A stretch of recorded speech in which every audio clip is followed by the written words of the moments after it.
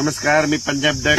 आज आहे 26 मे 2025 आणि पाहू शकता मी माझ्या शेतामध्ये आणि या शेतामधून सगळ्या शेतकऱ्याला अंदाज येणार आहे.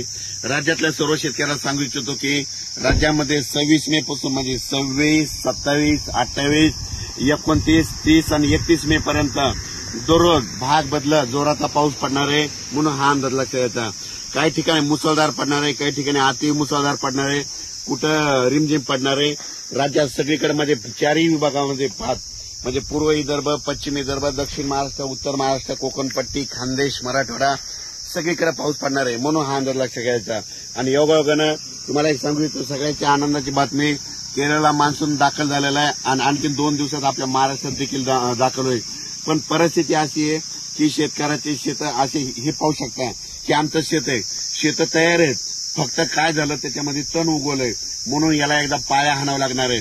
म्हणून शेतकऱ्यांसाठी ज्यांचं शेत दुरुस्त करायचं त्यांच्यासाठी परत एक आनंदाची बातमी, 1 जून नंतर 1 जून ते 7 जून पर्यंत असं चांगलं कडक सूर्यदर्शन होणार आहे.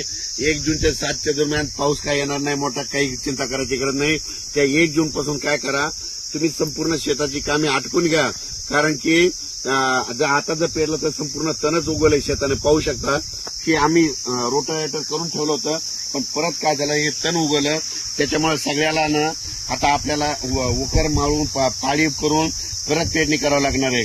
आणि ज्यांचं रान तयार आहे तर तुम्ही पेरू शकता, म्हणजे जमिनीमध्ये ओल खूप आहे, जवळपास आम्ही हातभर ओल गेलेली आहे आणि पाहू शकता.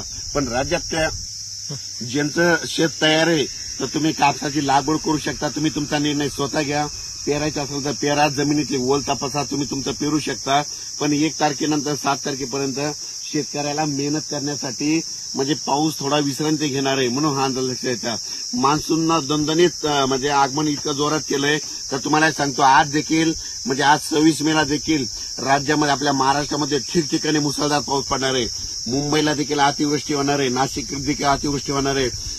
त्याच्यानंतर म्हणजे ह्या 31 मे पर्यंत मुंबई, पुणे, नाशिक 2, त्याच्यानंतर बीड जिल्हा, त्याच्यानंतर कडा, आष्टी ह्या भागात देखील मुसळधार पाऊस पडणार आहे म्हणून हे लक्षात येतं. सातारा, सांगली, सोलापूर देखील खूप पाऊस पडणार आहे म्हणून हे लक्षात येतं. म्हणजे सांगायचं झालं तर जिल्ह्याच्या सगळ्याच भागामध्ये प्रत्येक नदीला, वड्याला पाणी येईल असा, गुडघ्या इतकं पाणी येईल असा राज्यात पाऊस पडणार आहे म्हणून हा अंदाज लक्षात येतं. तर आज हे जरी ऊन पडलेलं असलं तरी तुम्ही बघा दुपारी 2:30-3च्या नंतर राज्यामध्ये परत पावसाला सुरुवात होणार आहे. पण हा पाऊस पुन्हा रात्रभर आजूबाजूला पडतच राहणार आहे म्हणून हा अंदाज लक्षात येतात.